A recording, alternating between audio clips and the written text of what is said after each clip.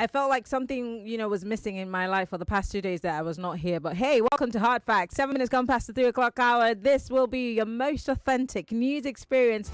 And it's coming to you from the nation's #1 talk news and sports radio station. And we're broadcasting live from our audiovisual studios right here in Isimian Crescent, Victoria Island, Lagos. My name is Maryann Okon. Welcome to the show, Lagos. And for those who are watching and listening to us from across the country and outside of the country, we are Nigeria Info.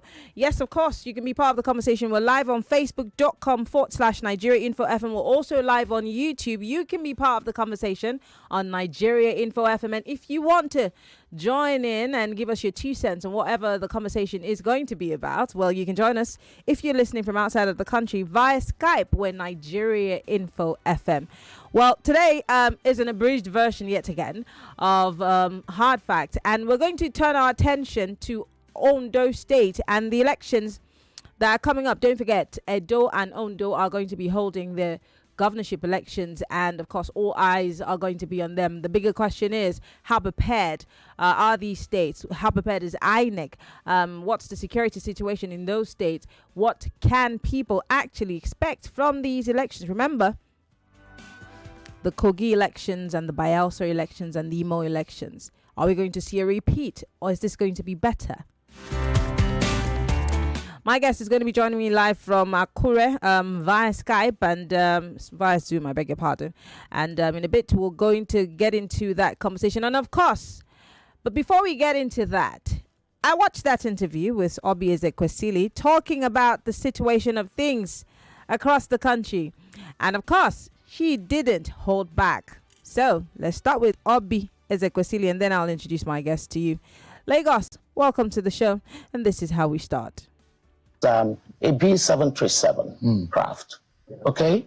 Now, in everything that we have heard justifying the basis for a new craft, and by the way, I'm absolutely upset that these fellows would dare to play with the intelligence of the Nigerian public. Between the executive, the president, the presidency, the National Assembly, I think they are decided that they are the bandits. They are the bandits. All of them. The political class has decided that they are the bandits against the people of Nigeria.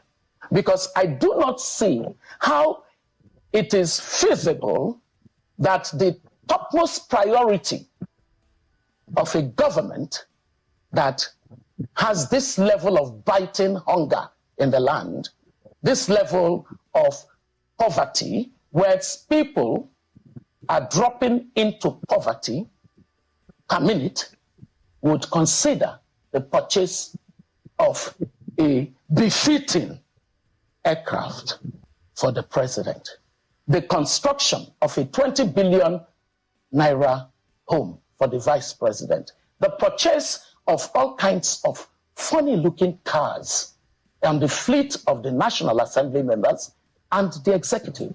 What exactly is that? And I speak with a lot of moral authority. I served this country. They want everything about what I earned. They can find it in their folder. As a minister, they have something called Minister's Impress or something vote. My PAMSEC, Abokizawa, will tell you until tomorrow that I did not touch a dime. So when people say all these things, were you not in government? I was in a sane government. I wasn't in a government that watches women screaming, Ebin Kwawa, we're hungry, we haven't eaten. People used to do zero.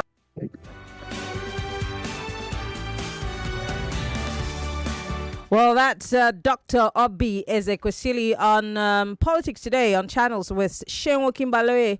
And that's just a sneak peek to what she had to say. She said a lot of things. She spoke about the economy of the country. She talked about the leadership. She talked about, I think the word she tried to use was selfishness of the leadership, the current leadership in the country. And there's several other issues that came up. Of course, she was asked that question about the fact that if that law were to pass, the one that the Speaker of the House of Representatives was pushing for, if that bill were to pass, she would have been one of the first people to be arrested because she had sworn that she would not go back to the old national anthem. But I said all of that to say welcome to Hard Facts.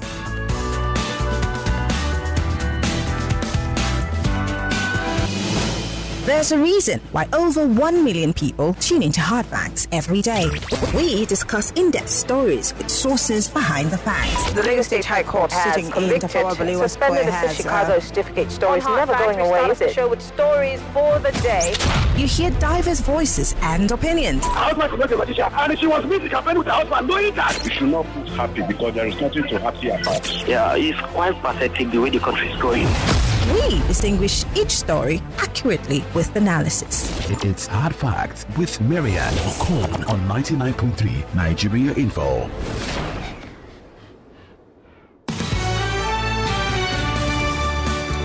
All right, we will be back to Obieze Kwesili. In the meantime, I'm being joined by Olufemi Lawson, who is the special advisor to Ondo State Governor on public enlightenment, and we are moving our attention to Ondo briefly to prepare our minds for what's going to happen in Ondo State. Of course, Ondo is going to be picking who would lead them, although Governor Lucky Ayedatiwa, on the passing of his predecessor a few months ago, obviously because he struggled with cancer, unfortunately passed on. And Ayedatiwa, even though he had gone through a lot before he became governor, he was sworn in the stead of his predecessor. But now he officially will be going to the polls to see if he will be accepted by the people of Ondo as their governor.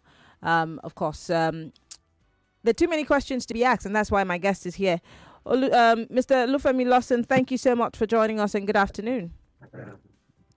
Good afternoon, Maryann. My pleasure to be with you. Yes, Eku campaign. I think that's it. That's what's happening. Yes.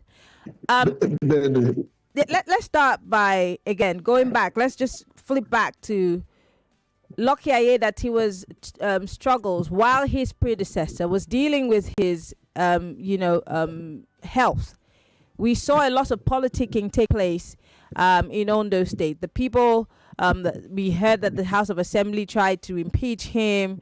They claimed that he was illegally trying to purchase vehicles with funds that were not approved, etc., etc. And here we are today. Lucky Ayedatiwa is, of course, the flag bearer for the All Progressive Congress in Ondo State. After a very controversial primaries that held in the state, we saw the likes of Senator, his name escapes me, in court. Jimo Ibrahim, yes, thank you very much. Taking, the party to court. A lot of people, decided that particular primaries was not necessarily done in accordance to the law of the electoral laws. But then, of course, all of those things have somewhat come to a halt of sorts. What is the status of the APC right now? Is there a one house situation, or is it still a divided house? Let's start there. Well, thank you. Let me pick it from where you started from, the controversies around the emergence of Governor Ayedatiwa after the unfortunate demise of his predecessor, former Governor Rotimi Akeredolu. For those who followed the events, including those who have followed, series of programs that we had on Nigeria Info around that period, we come to realize that there was never at any time a dispute between late Governor Akeredolu and his then deputy, now Governor of Ondo State, Governor Lucky Ayedatiwa. What was playing out then was the shenanigans of a very few people who had access to the ailing Governor Akeredolu then and were taking advantage, unfortunately, of his ill health to destabilize the state, to urge the deputy governor then out of power in order to install a puppet in case of the demise of the then governor, as they may have seen. But unfortunately, for them. The then Deputy Governor, now Governor Lucky Aiyedatiwa, played the game with all sense of maturity. He ensured that there was no breakdown of law and order in the state. He preached peace all through, even at the point of provocations by these political gladiators. And unfortunately, we lost Governor Akeredolu on December 27th, 2023. And since then, Governor Aiyedatiwa has been in the saddle. And since taking over, he has not only enjoyed the popularity of members of his party, he has enjoyed the popularity and support among the people of Ondo State. And that is why when that primary came, to choose the flag bearer of the party, it was a direct primary where every member of the party, across the world voted for this candidate. It was a massive victory. Even though we respect the right of contestants, especially those who are dissatisfied by the outcome of the primary, to challenge the process, I'm glad to say that everyone who participated in that primary, including Senator Jimoh Ibrahim, are now on the same train with Governor Aiyedatiwa ahead of this election in November. So now the APC is one united family in Ondo State. Governor Lucky Aiyedatiwa now enjoys the support of the party, and most importantly, the support of the people of Ondo State. There was this case where the governor of Kogi State was accused of not being actually fair during that primaries, that he sat in a hotel and filled forms. In fact, I saw a video, I saw a report where people claim that he didn't show up to the elections. In fact, that where they were at their polling units, elections did not take place. But here we are, and you're telling me that, all is good and everything is fine and dandy because the governor is somewhat at peace with everybody in the party. But is that really the case? Again, let's not forget Go ahead.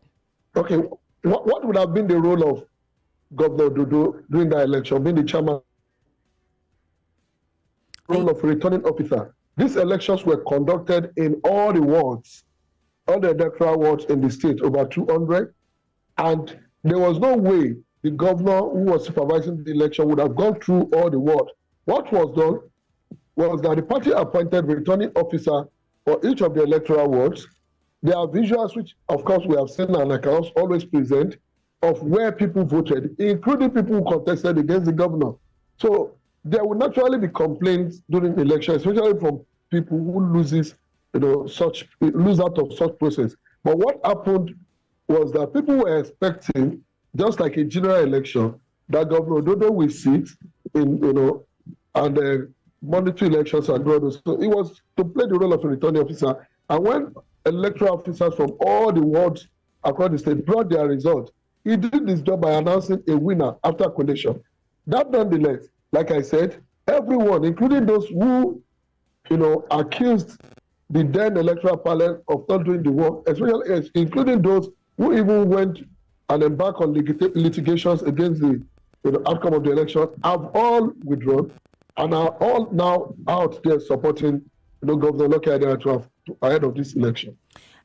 Before we go on a quick break, I want to quickly ask, so far, in the little time that Lucky Aiyedatiwa has been Ondo governor, we've not necessarily heard a lot from Ondo State as to what he's done and what would make the average Ondo person want to vote for him. Yes, he was on the ticket with Mr. Akeredolu, but circumstances have led to him being governor. Has he been able to prove himself to the people of Ondo State, and why would they vote for him? Well, let me say this. One thing Governor Lucky Aiyedatiwa is doing differently, which may have necessitated the opinion of some people who have been asking what has he been doing, for the past 7 years, going to 7 months, going to 8 months that he has been in the saddle. The response is very straight. Unlike what is common in the Nigerian political circle, when a governor comes, he begins to initiate his own ideas and projects. What Governor Aiyedatiwa has majorly done in the last 7 months that he has been in the saddle was to ensure that he consolidates on the outstanding projects and programs of his predecessor. Governor Aiyedatiwa has invested a lot of time and resources of the state in ensuring that all projects that were undertaken by his predecessor are completed. So in Ondo State today, There's no story of abandoned project. He has majorly focused on that. And he has also, been embarking on new projects. Just a few weeks ago, there was groundbreaking ceremony of a lot of roads across the state that are going to be constructed by the state, some as much as 10, 15 kilometers. As we speak, Ondo State has returned, after almost 8 years, to pay scholarship and bursary for students of tertiary institutions. Ondo State, as I speak, in the last few days, have been paying pension and gratitude for people who have retired for years and were not paid by successive administration in the state. So the governor has been very busy, but majorly in terms of infrastructural development, Mr. Governor has focused on completing, ongoing projects he inherited from his predecessor, his former boss. And that is why it may not look like we are doing much of groundbreaking, but even at that, the state is doing a lot of groundbreaking of new projects as we speak. It's interesting when I talk to politicians or government officials about, what they think their bosses have done, and you tell me about roads. Is that what the average Ondo person needs right now? Rehabilitation of roads or construction of roads? What about because, again, this cuts across the whole country. Nigerians are hungry. The cost of living is rising high. Ondo State is supposedly an agrarian state. What is being done to improve the level of agriculture and the output? That, because of course, if we're mostly reliant on the north, we see what's happening in the north. Most of these people don't have access to their farms. Governor Rotimi Akeredolu did a great job by bringing up Amotekun to see how he could, secure the southwest from, these so-called gunmen. But I hear that he obviously has huge shoes to fill. When you tell me about roads, I find it really funny. No, maybe you didn't pick my point entirely. In fact, when I mention constructing roads in Ondo State today is just one of the minutest of programs that the administration is embarking upon. As I speak to you here today, and I challenge you to find out this, Ondo State today supplies not less than 40% of tomatoes that are being sold in Mount 12 market, the biggest perishable market in Lagos, where we are, where you are today. As I speak to you today, we are now back to the state that is producing the largest, quantity and quality of cocoa in Nigeria. In the last 7 months, Ondo State has returned to the path of prosperity, not for the government, but for the people. And when I say road, it is not even about constructing urban roads. When we go back to the farms, the farmers have to transport these goods and their products to the cities. How do they do this? That's where the question of road must come in. You cannot just encourage people to go to farm, and when they harvest, there's no way to transport them to the market. Ondo State government, as I speak with you, have invested a lot in the last 7 months into farming, not just by clearing lands for farmers, but by also supplying farming inputs. Ondo State is leading in that as well. So we are not just, I just mentioned to you that for the first time in about 8 years, Ondo State is paying scholarship and bursary to students. Ondo State, as we speak, is paying pensions. So it is not about constructing roads.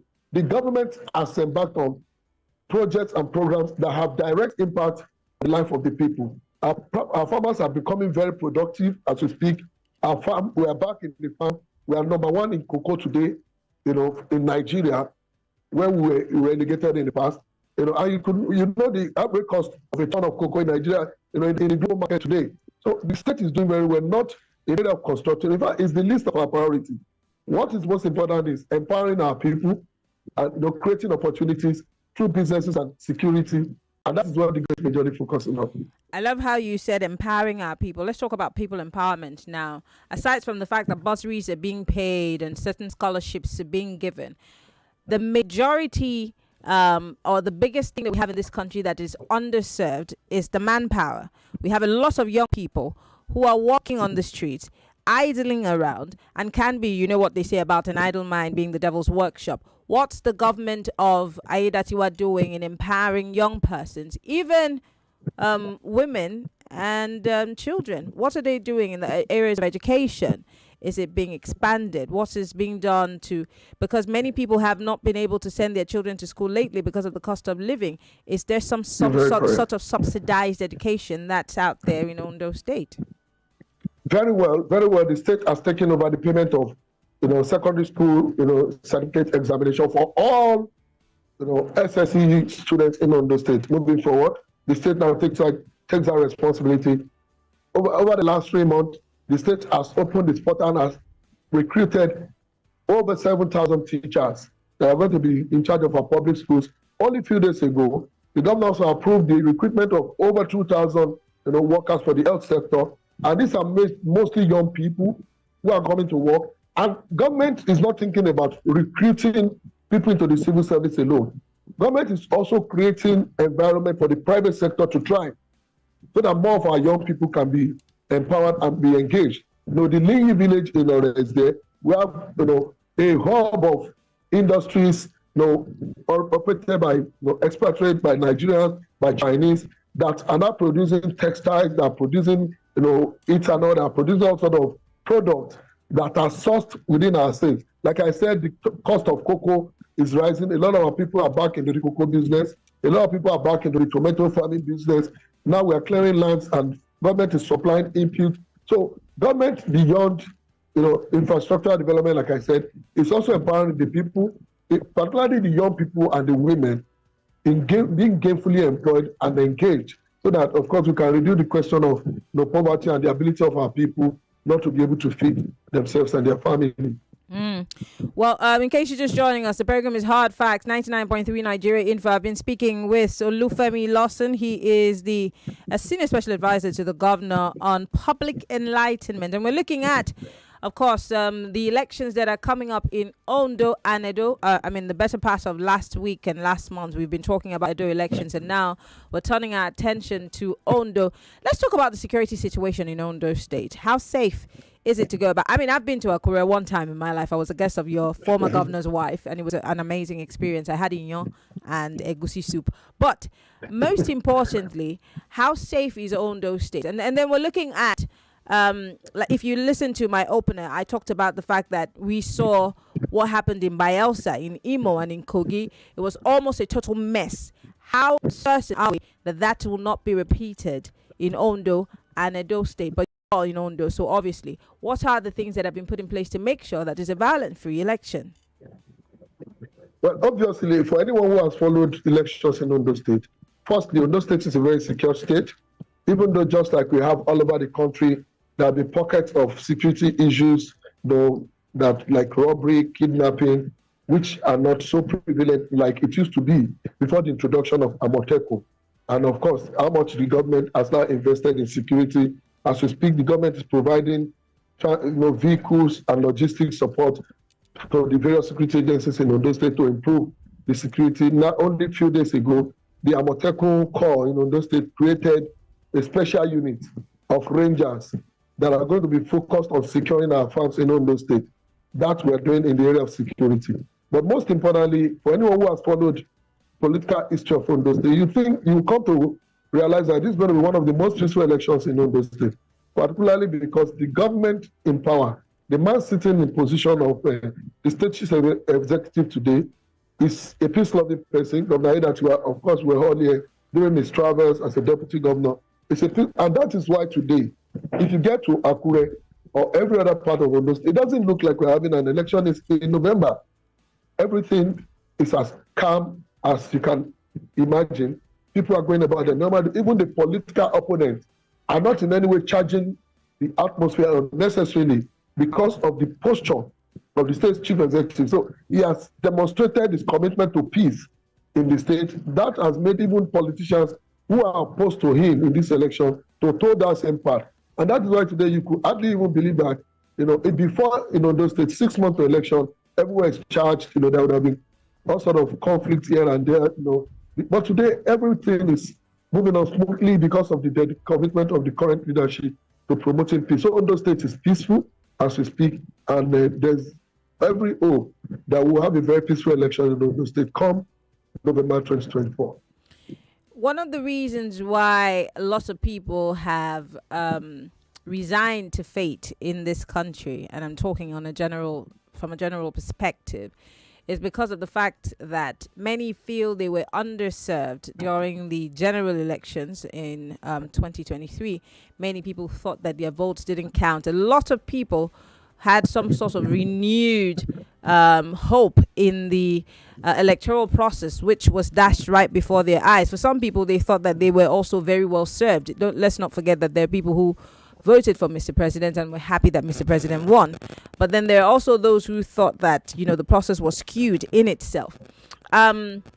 As a government, and of course the All Progressive Congress, which is at the helm of affairs, I know this by right, that the job of voter education lies with political parties, which we hardly see political parties undertake. Will that be something that the APC, led by Governor Aiyedatiwa, do for the people of Ondo State to galvanize them to come out for the elections? Or would you rather that they stay home so that maybe whatever drama or the magic that happens when voters don't come out happens, and maybe it might just be to your favor? No, the journey to a credible electoral system doesn't start and end in a single day. I can understand the frustration of our people, not just in 2023, even in previous elections in Nigeria, where people have had to vote and they would come back to lament about the outcome of the election. But we must agree that we've made progress between 1999 and now. At the time in this country, ballot snatching was the order of the day. You don't even get your vote counted, and at some point we began to improve to electronic accreditation, now to the system of voting, and other progress that have been made between 1999 and now. So for me, for those who are seeking credible election, we must continue to demand for a better system. But for us in Ondo State, just like you've been in Ondo State, it's a politically conscious environment where the least expected person is interested in what happens as far as the emergence of leadership in the state is concerned. So I don't expect apathy on the part of our people, especially when you look at the depth of their political education. But I want to agree with you that voters' education mostly has been left in the hand of the media, civil society, and the INEC, rather than what is supposed to be a primary responsibility of political parties. So this is another challenge for political parties to of educating voters. And I know that a lot of parties don't do this in the past because of the tendency to be selfish, which is inherent in every political institution and individual. But as the people, I know that our people have been sensitized. If you do go to the local media in Ondo State today, there's a lot of sensitization, urging people not just to vote for Governor Aiyedatiwa as their preferred candidate in that election, but ultimately preaching a peaceful, free and fair election. That is our focus and priority on this. All right. Well, let's get Lagosians to get into the conversation. And we're still talking with Olufemi Lawson. He is the special advisor to the governor of Ondo State on public enlightenment. And we're looking at Ondo elections. Are you from Ondo? Do you have concerns about the elections? And will you be going back to Ondo to vote during the elections? And these are some of the things that we'd like to hear from you. Join the conversation. We're live, facebook.com/Nigeria Info FM. We're also live on YouTube, Nigeria Info FM. You can join the conversation via Skype. We're Nigeria Info FM. On WhatsApp, we're 08095975805. Or you could join the conversation on our phone lines. For the gentlemen, call 0201-277-0993. That's 0201-277-0993. You could also join the conversation as a lady, 0201-465-7190. Lagos, let's talk. Hello, welcome to Hard Facts. Hello. Good afternoon. Good afternoon. My name is Sam. Hi, Sam. Go ahead. Hi, thank you. Good afternoon to our guest. Mm-hmm. Good afternoon, Mr. Sam. I want to ask the question. If Ondo produce 40% of the tomato in this state, means the other states are not even producing up to 5% from the even your neighbor. Some are not even producing at all. Yes. Then that is one. Just that have they are not even producing. Then again, cocoa has gone. You are the highest producer of cocoa now. Does it take 7 months for cocoa to grow? If under this government, cocoa has just become the first in Nigeria, and he has just been in government for 7 months. What is the magic? No, maybe you didn't. Thank you very much for calling. What the governor is currently doing is a continuation of the works of his predecessor. What we are seeing in the state today is not the work of 7 months. Unlike other governments who come and abandon the effort or the project of their predecessors. Governor Edatiwa has taken over from where his late boss, the former Governor Kedolu, stopped, in December 2023, and that is the gain of the result of what you are saying today. So we didn't plant cocoa in 7 months. The government is consolidating on the past, and now we are seeing the result. Lovely. Someone sent a WhatsApp message. I'd like to read it out here. His name is Dare. He says, I'm from Ondo State, but I reside in Songotedo. Please let your guests know that Ondo has always been the largest producer of cocoa in Nigeria. And WAEC exams... We were overtaken by Cross River at some point. So we're not the highest at some point. Yes. Well, he says, and WAEC exams have been funded by the state since 1999. He's saying that this WAEC funding, stuff that you're saying is a Southwest agenda. Anyway, someone else here says, your guest is being economical with the truth when he said there is calmness in Ondo State in the wake of a governorship and elections in September. There is allure in political activities in Ondo State because people are no longer interested in the lies politicians tell people during electioneering campaign. The man is not telling the truth about so many things. He was saying here there is still security challenges involving kidnapping. Where did he get his figure of 40% of tomato supply in Lagos market? They're coming for you, Olufemi. Well, my assumptions are based on fact. I didn't say there are no security challenges in Ondo State. I mentioned it. There are pockets of security issues, including kidnapping. I mentioned it. So maybe she wasn't actively listening. And when I say we are now supplying 40% of tomatoes, it's factual. And I challenge anybody who has 40%. So your 40% is just. Are you aware that? Hold on. Hang on. Okay. Is your 40% tomato supply just to Mile 12 market? Does it just apply to Mile 12 market? Okay. Yes. Then we can actually hold on to that fact. But if you say because I think people are thinking that it's 40% of the tomato that comes into the Lagos market. No. Yeah. All right, let's take some calls. Hello, welcome to Hard Facts. Hi, Maryann. Yes, Dede. I greet you. Thank you very much. I greet your guest. All right, go ahead. Mr. Olufemi Lawson. Thank you. Okay, to start with, I'm not a APC supporter, but I support Governor Ayedatiwa of Ondo State. Okay. See? Yeah. He's come to deliver. We are seeing, we are hearing. Everybody has seen, we are hearing. I have some indigenous of Ondo State within me, and they are giving kudos to the man. He has come to deliver. If it can be possible, let him be elected unopposed.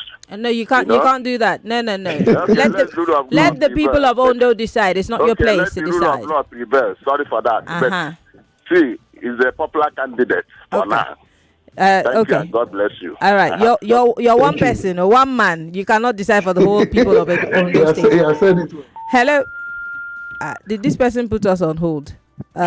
Hello, welcome to Hard Facts. Hi, Maryann. Hello. Sweetheart, how you doing? Welcome. Who's your sweetheart? You threatened me on live radio. Mrs. Oboli, go ahead, please. Good evening, Ogafemi. Good evening, You do the job of singing your boss so well, but I just want to beg you for something. We don't have his ears. I believe you do. So what I want to quickly say is this. If we mention the late governor, his predecessor, what really comes to mind is the Amotekun project.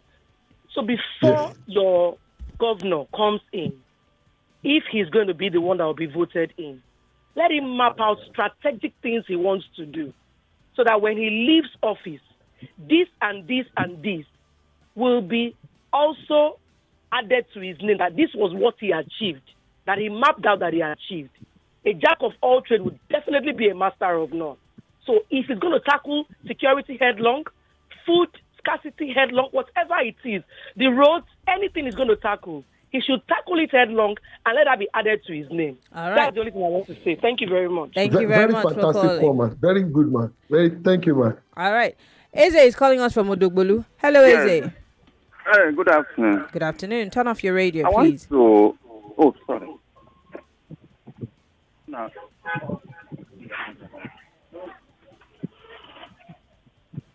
Can you hear me now? Yes, I can hear you. Go ahead. Okay, you see, I want these politicians, the man that can win the election and he can walk on the streets like as I'm walking, without being with escort all the army in Nigeria and the police in Nigeria. The man that I can trust, not when during the election like this, you start to give us sweet talk, sweet everything. And when you enter there, we will not see you again. We cannot even communicate with you. You cannot even talk to us. I don't know how you speak to that. Okay. All right. Thank you very much, Eze. Hello. Welcome to Hard Facts. Hello. Good afternoon. What's your name? Where are you calling from? All right. Christopher is calling us. Hello, Mr. Chris. Yeah, actually, good afternoon. Good afternoon. Yeah, good afternoon to our guest. And for me, I just want on those people to decide. Like one of the callers said, all this you are telling us, yet you have done this and done this. So it's left for those people to decide if truly that guy is for working for them. So the ball is in their court. That is for me. Thank you. All right. Thank you very much for calling. I've got about a few minutes on the clock. I'll take a few more calls and then go to our Facebook Live to take some of the messages that are coming in. Hello. Hello. Good afternoon. Good afternoon. What's your name? Where are you calling from? God, man. I don't believe in APC. APC has brought Nigeria to a lot of misery and suffering. So anything APC, I don't care where your name is called, or the as communist candidate, APC just needs to get out of here because they've caused too much problems for Nigeria. Thank you. Okay. All right. Hello, welcome to Hard Facts. Hello, how you guys doing? We're great. What's your name? Where are you calling from? My name is Timmy, and I'm actually from Atlanta, but I came to Nigeria, and I'm hearing about you guys' radio topic right now. I do have a few things to talk about what's going on in Ondo State. So you guys, politician right now, or the governor, is it what is going on? Is not saying exactly what we need. They're saying, you basically ask, when this is going on, whatever happened in a different country, different state, is not going to happen again, right? Mm-hmm. It's saying you guys are going to have some Amotekun and hunters. It needs police officer when all this protest and voting is going on. So that way nobody gets in trouble or they tell some other tribe. But naturally, policemen, honey, naturally, police officers are deployed for every electoral process. Every election day, they're police officers. So why is he talking about Amotekun? He's not supposed to even mention that. No. Amotekun is not a unit that monitors election. Amotekun is not empowered to participate in election. Amotekun is a local security for the protection of local communities in Ondo State, and especially our agrarian communities and other local security challenges. The police and other security agencies are still effectively, in charge of the security of Ondo State, just like every other state in Nigeria. Okay. All right. So what training does the Amotekun have that's equivalent to the police officer? Would you mind telling me, please? No, they work more, like local community police, unlike the conventional police. They are more entrenched within the local communities. They are recruited from within the local communities, unlike the police where you bring somebody from another state, transfer to a local community to come and police you. But in the case of Amotekun, they are sourced from within their local community. So they can really easily identify threats, when it arises. They can identify who lives within a certain community or not, unlike the police who can be posted from Lagos to Ondo, from Zamfara to Ondo State. So Amotekun is a local, policing unit that deals with local challenges, particularly within the local communities. All right. Emmanuel is calling us from Ekpe. Hello, Emmanuel. Oh dear. Emmanuel, do call us back if you can, all right? Hello, welcome to Hard Facts. Hello, Maryann. Yes, good afternoon. What's your name? Where have you been? I went to London to see the King. All right. Welcome back. Welcome back. I missed you. Yeah. All right. I also want to appreciate your guest in the studio, and I think I want to ask him one question. What is the governor doing to redeem the image, of APC? Because we know that most people, because of their past dealings, most people will not want to vote for that party in this coming election? What is the governor doing? What are they? Because he has been saying so many things. Can they develop the state so that people living in the state, you understand, can have a rest assured that this is their home and they don't have to migrate to other states? Thank you. All right. Thank you very much. Great question. Well, for us, the government of Ondo State, just like every other government, is bigger than the political party. The government exists to serve the interest of all, and that is why even APC as a party have seen the credibility, the popularity, and the acceptability of Governor Aiyedatiwa to fly the flag of the party. I'm very sure any party would have been willing to have Aiyedatiwa as his candidate. So I think for whatever issue people have had, against APC, just like we had against PDP while it was in government in Nigeria, I want to strongly believe that the party's candidate, the personality of the governor, is an added advantage for the party, and his programs and manifesto, will also help the party in redeeming whatever issues it has had with people, particularly in Ondo State in the past. So for us, it's beyond the party, because government is not even a party secretariat; it's a government for the PDP, for APC, for whoever is resident or is an indigene of Ondo State. So we are seeing beyond APC as a party, but also as a mandate for the people of Ondo State. All right. Let's take a few more calls. Hello, welcome to Hard Facts. Hello. Can you turn off your radio or whatever device you're using? Yeah, I'll turn it on. Go ahead. Good afternoon. Good afternoon. Yeah, I'm from Ondo State. Okay. Seriously, the man on here is just saying what he's going to please his people. I can even say that the standard of living in Ondo State is more than the standard of living in Lagos State. The rate of I'm from the same local government from Aketi. Seriously. And if you see the rate of insecurity in the Ifon and also local government generally and over suburb, it is very, very eyesore. And I don't even know where they see. Maybe they say they are supplying the 40% of the tomato to what's it called? To Mile 12 market in Lagos. It's not possible. People are not going to farm again. My brother has almost 100 acres at Ukweme. Nobody to work over there. We have more than 2,000 palm trees there, but nobody to work there because of insecurity. So I don't know where they are bringing their statistics. Can I ask you a question? Can I ask you a quick question before I let him respond? Yeah.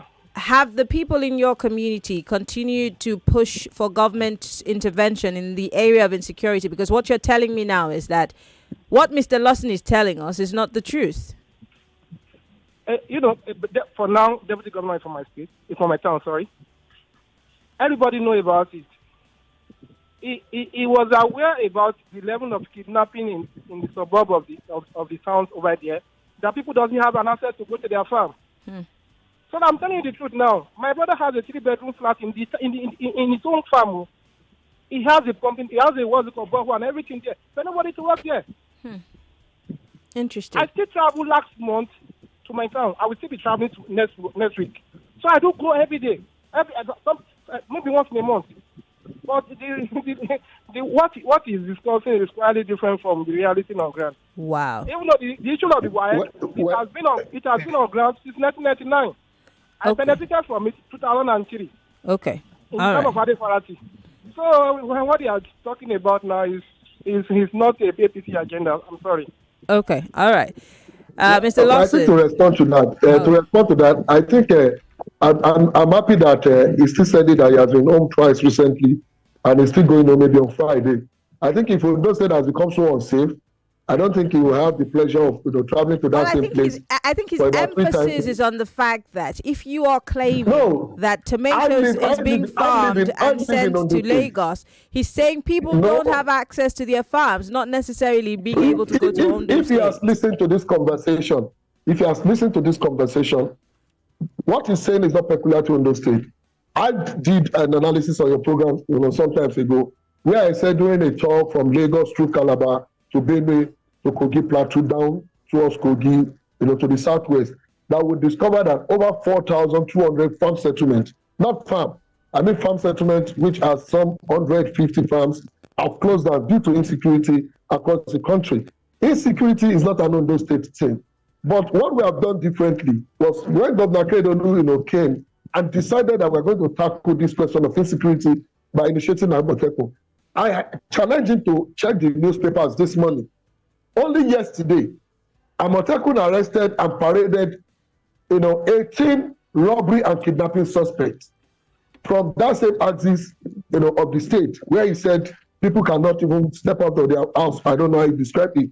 The question is, in the opening, I said there are issues of insecurity as it is virtually in every part of the country, but it is not about the fact that there will be no insecurity. What is the state doing to tackle it? Just 3 days ago, Amotekun created a special unit of Amotekun Rangers that are going to be focusing on the farm settlements across the state. These are the issues. So it's not about sitting in Lagos and saying that nothing is happening in Ondo State, because in a village people are not planting. And what about other places where people are now returning to farm?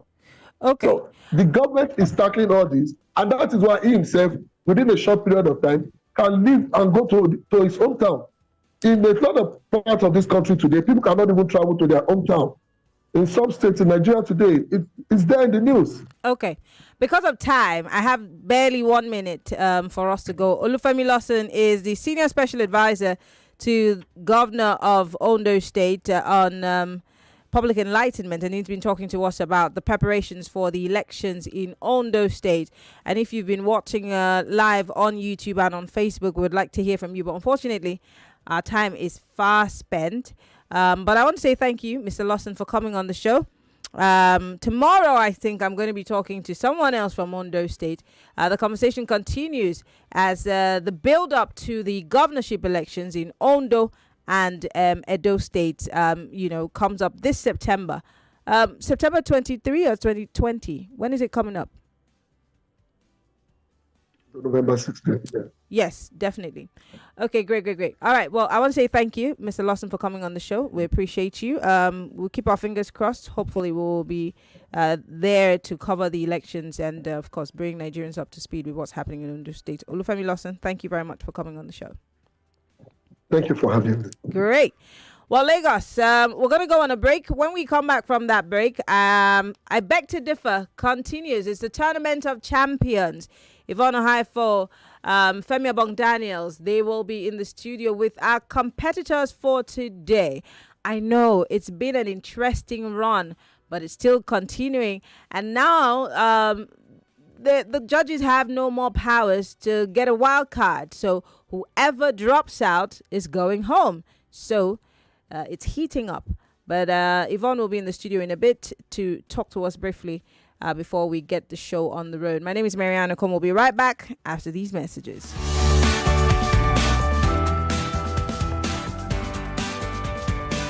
.3 Nigeria Info. We are more than just radio.